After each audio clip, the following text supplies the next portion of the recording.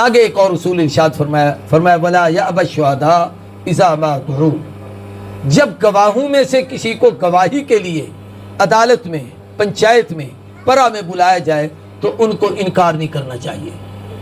گواہ نے گواہی کے وقت لکھوا دیا تھا کہ میں تیرا گواہ ہوں، اب جب اسے ضرورت پڑی تو اب اس نے انکار کر دیا، میں عدالت میں جاتا ہی نہیں ہوں، میں لکھواتا نہیں ہوں۔ قرآن نے کہا پھر یوں نہیں کرنا چاہیے۔ ہاں اگر اس کو کوئی اہم ضروری کام ہے تو وہ چھٹی لے لے کہ اگلی پیشی کروا لو، میں انشاءاللہ حاضر ہو جاؤں گا، ایک بات۔ دوسرا یہ ہے کہ لکھنے میں جو لکھے اس کے پیسے بھی اس کے ذمے ہیں، اور جو گواہی دلوانا چاہتا ہے گواہ کا اس دن کا خرچہ اس کو لے آنا۔ مثلا ایک آدمی نے باولپور عدالت میں گواہی کے لیے دینا، اب یہ اس کے ذمے نہیں کہ اپنے پلے سے پیسے بھرے، جس نے گواہی کے لیے لے کے جانا ہے، مدعی لے کے جائے یا ملزم لے کے جائے، جس نے لے کے جانا ہے اس دن کے جانے کا کرایہ، جانے کا، آنے کا، اس کا خرچہ، کھانے کا، اور اگر وہ مزدور طبیعت آدمی ہے اور وہ طلب کرتا ہے تو اس دن کی وہ دہاڑی جو عام معاشرے میں اس کی دہاڑی دی جاتی ہے۔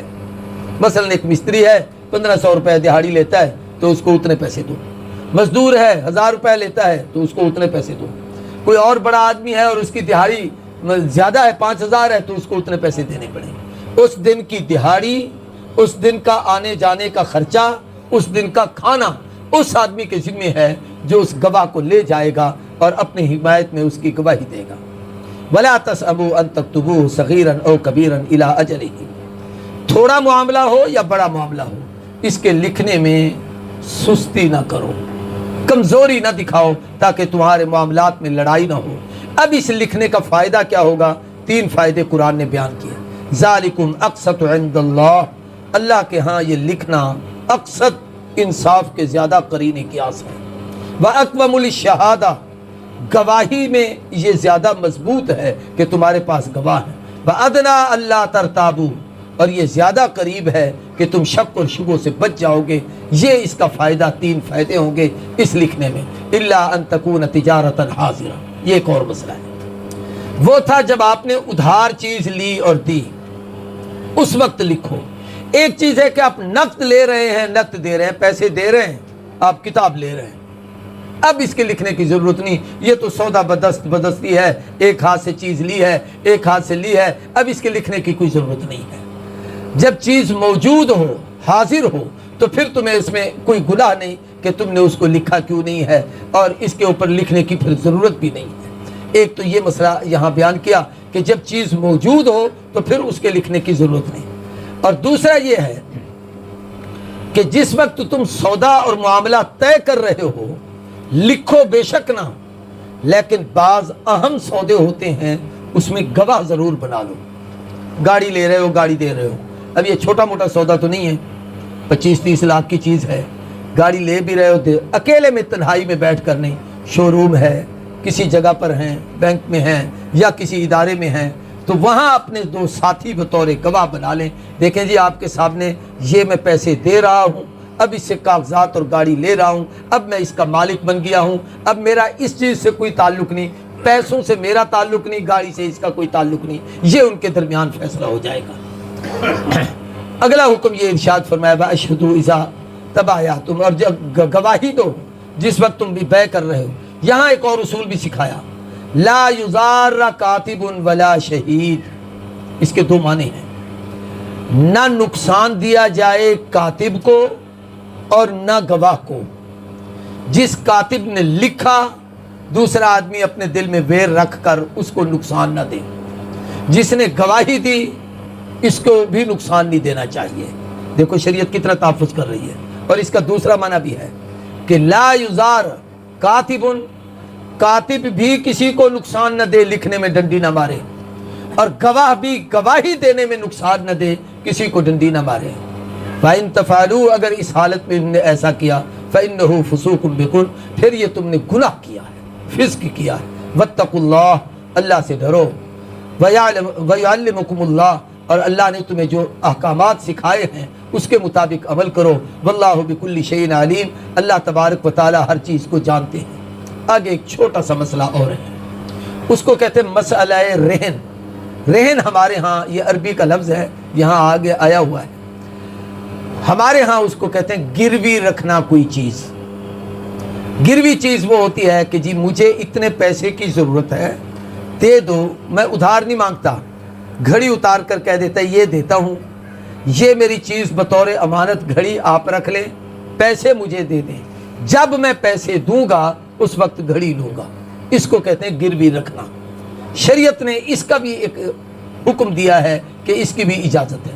اللہ فرماتے ہیں وَإِن كُنتُمْ عَلَىٰ سَفَرٍ، اگر تم کسی سفر کی حالت میں ہو، تمہیں پیسے کی ضرورت پڑ گئی، وَلَمْ تَجِدُوا كَاتِبًا، وہاں پر کوئی لکھنے والا بھی نہیں ہے اور بھی کوئی چیز نہیں ہے، تو فَرِحَانٌ مَقْبُوضَةٌ، پھر رہن رکھو اپنی مقبوضہ چیز، یعنی اپنا سامان، سونا رکھ دو، چاندی رکھ دو، کوئی چیز رکھ دو، آج کل اور بھی دنیا کی، موبائل رکھ لو، بھئی یہ رکھ لو، یہ میری امانت ہے، میں پیسے تم سے لے رہا ہوں، جب پیسے دوں گا اس وقت چیز واپس لوں گا۔ یہاں یہ ایک مسئلہ یاد رکھیں، جو چیز رہن رکھی جاتی ہے یعنی گروی رکھی جاتی ہے، تو جس کے پاس گروی ہوگی اس آدمی کو وہ چیز اپنے حق میں استعمال کرنے کا کوئی حق نہیں۔ مثلا ایک گھڑی مجھے دے گیا کوئی آدمی، پیسے مجھ سے لے گیا، اب یہ گھڑی میں اٹھا کے رکھ لوں، مجھے شرعاً اس کا کوئی حق نہیں کہ میں پہنے پھروں، اور لوگ مجھے دیکھیں یہ کیا ہے جی گھڑی ہے، بس کس کی ہے، وہ یار ایک دوست تھا وہ پیسے لے گیا تھا، اس نے مجھے دیا، میں نے اٹھا کے پہن لیا، یہ شرعاً ناجائز ہے۔ یہ ہم اس سے ناجائز فائدہ اٹھا رہے ہیں، یہ سود کے ضمن میں جائے گا۔ اس لیے شریعت نے کہا کہ جو چیزیں گروی رکھی جائیں اس کے اندر تمہیں ایسا کرنے کی اجازت نہیں ہے۔ فَإِنْ أَمِنَ بَعْضُكُمْ بَعْضًا، اور جب تم امن میں آ جاؤ، ایک دوسرے کے معاملات پورے کر لو، یعنی پیسہ اس کے پاس آ گیا، وہ اپنی گروی چیز واپس لینے کے لیے آ گیا ہے، تو فرمایا پھر چاہیے کہ ادا کرے اس کی امانت، پھر اس امانت میں خیانت نہ کرے کہ یار چھوڑ یار اتنی مدت ہو گئی ہے، تو میرے پیسے لیے پھرتا رہا ہے، اب مجھ سے گھڑی کیا لے گا، میں نے تجھے نہیں دینی، پیسے تجھے پہنچے، گھڑی مجھے پہنچی، حالانکہ اس نے تو قیمتی چیز رکھ کے مجبوراً پیسے لیے تھے، اس لیے اس کو واپس کرنے چاہیے۔ وَلْيَتَّقِ اللَّهَ رَبَّهُ، اللہ سے ڈرو، وَلَا تَكْتُمُوا الشَّهَادَةَ، اور گواہی کو چھپاؤ نہیں، وَمَن يَكْتُمْهَا، جس نے یکتمہا، جس نے گواہی کو چھپایا، فَإِنَّهُ آثِمٌ قَلْبُهُ، اس کا دل بڑا گنہگار ہے، یعنی یہ مجرم ہے، اللہ کے احکامات کا مذاق کر رہا ہے۔ وَاللَّهُ بِمَا تَعْمَلُونَ عَلِيمٌ، اللہ جو تم عمل کرتے ہو جانتے ہیں۔ نبی کریم صلی اللہ علیہ وسلم کے زندگی کے آخری دنوں میں حالات ہوتے ہیں ہر آدمی پہ، حضور پر بھی کچھ حالات آئے کہ گھر میں نان نفقے کی کمی پڑ گئی۔ تو ایک یہودی تھا، آپ کی کتاب پر ترجمے والی اس پہ نام لکھا ہوا ہے، ابو شہم یہودی۔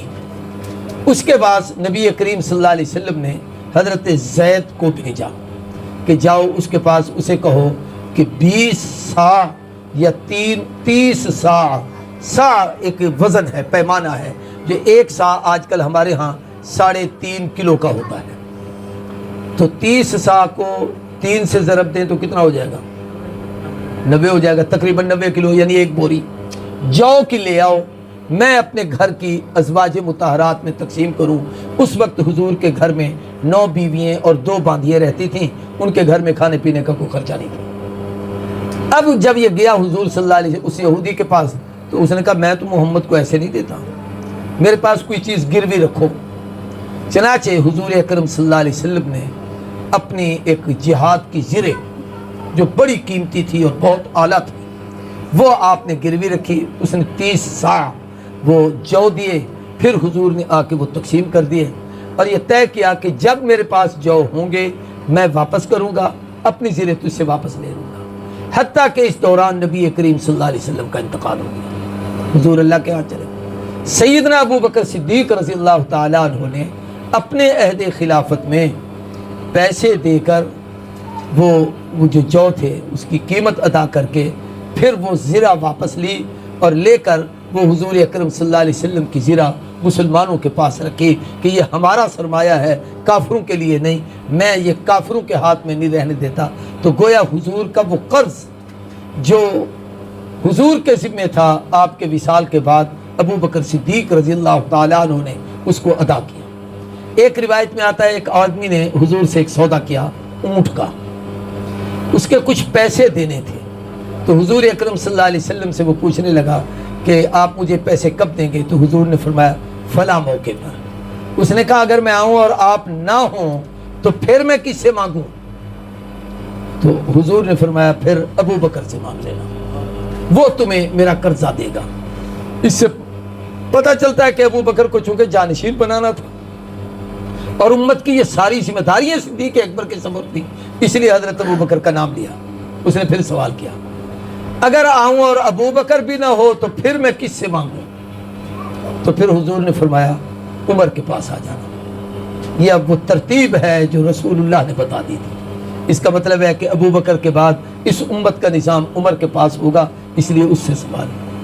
پھر اس نے کہا کہ اگر میں آؤں اور عمر بھی نہ ہو پھر میں کس سے مانگوں؟ تو پھر حضور صلی اللہ علیہ وسلم نے فرمایا حضرت عثمان کے پاس آنا۔ اب وہ پھر بول پڑا میں آؤں اور عثمان بھی نہ ہو تو پھر کس کے پاس جاؤں؟ تو حضور نے جلال میں فرمایا پھر تو بھی نہ ہو۔ چنانچہ اس آدمی کی موت حضرت عثمان کے زمانے میں آ گئی تھی۔ چونکہ وہ آدمی مدینے میں تھا اور یہ 3 خلفاء کی ترتیب آپ نے بتائی، حضرت علی کا اس میں نام نہیں لیا، یوں نہیں ہے کہ ان کی خلافت کا انکار ہے۔ ان کی خلافت منتقل ہو گئی تھی کوفے، مسائل تھا مدینے کا، حالات تھے مدینے کے، پوچھنے والا کہنا مدینے کی بات چاہتا ہے۔ تو حضور نے فرمایا میرے پاس آنا، آپ نہ ہو فرمایا پھر ابو بکر مدینے میں ہوگا، ابو بکر نہ ہو پھر عمر مدینے میں ہوگا، پھر وہ نہ ہو پھر عثمان مدینے میں نہ ہوگا۔ فرمایا جب عثمان نہیں ہوگا تو پھر تو بھی نہ رہنا۔ چنانچہ اس کو بھی پھر موت آ گئی۔ تو القصہ مختصر یہ چند ایک آج مسائل تھے، ان کو مسائل دین یعنی قرضہ اور ادھار کے احکامات کہا جاتا ہے۔ کل انشاءاللہ ہماری یہ سورت سورہ بقرہ قرآن مجید کی سب سے بڑی سورت جو 40 رکوع پر مشتمل ہے اور قرآن مجید کے سب سے زیادہ احکام جس سورت میں ہیں، کل وہ ختم ہوگی۔ سیدنا عمر رضی اللہ تعالیٰ عنہ کے متعلق مشہور ہے، وہ فرماتے تھے 2.5 سال میں میں نے سورہ بقرہ کے مسائل یاد کیے، حضور سے پوچھ۔ اب عمر جیسا جرنیل ہم نے تو ماشاءاللہ 2.5-3 مہینوں میں پڑھ لیا، 2.5 سال میں۔ پھر جب حضرت عمر نے جب اس سورہ بقرہ کو ختم کیا تھا تو اس خوشی میں اونٹ ذبح کیے تھے کہ مجھے قرآن کی سب سے بڑی سورت یاد ہو گئی اور اس کے مسائل کا پتہ چل گیا۔ میں اللہ کا شکر ادا کرنے کے لیے میں ان سب لوگوں کو ضیافت اور دعوت کھلاتا ہوں کہ الحمدللہ آج میرا یہ زندگی کا ایک اہم مرحلہ مکمل ہوا ہے۔ میں اپنے رب کا شکر ادا کرتا ہوں کہ اللہ نے مجھے توفیق بخشی۔ آپ حضرات بہت ہمت اور حوصلے اور محبت سے، باوجود اس کے کہ کئی ساتھی دور سے بیمار بھی تکلیفوں میں بھی تھے، لیکن ہمت کر کے آتے رہے، اور کل انشاءاللہ اپنے دوستوں کو بھی بے شک ساتھ لے کے آئیں تاکہ سورہ بقرہ کی آخری دعا میں وہ شریک ہوں۔ پھر اس کے بعد اگلے ہفتے سے انشاءاللہ آل عمران شروع ہوگی، پھر اس کے اسباق چلیں گے۔ اللہ تبارک و تعالی عمل کی توفیق دے۔ ہمارے بھائی امین صاحب بیٹھے ہیں، ان کے بھائی شدید بیمار ہیں اور وہ اس وقت ہسپتال میں ہیں۔ رحیم یار خان پچھلے ہفتے سے میرا ان کا مسلسل رابطہ ہے اور یہ روزانہ ان کی کیفیت بتاتے ہیں۔ ڈاکٹروں کی اپنی تحقیقات ہیں، لیکن کچھ لوگ ان پر مختلف اثرات جادو یا جیسے جنات کے ہوتے ہیں وہ بتایا جاتا ہے۔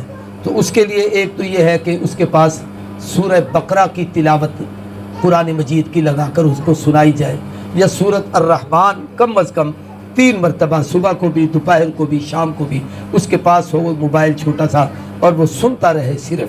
انشاءاللہ یہ بیماری ہٹے گی۔ باقی اللہ تعالیٰ اس کو صحت اور تندرستی عطا کرے۔ باقی آپ سب دوستوں کے لیے دعا فرمائیں، اللہ اپنی امان نصیب کرے۔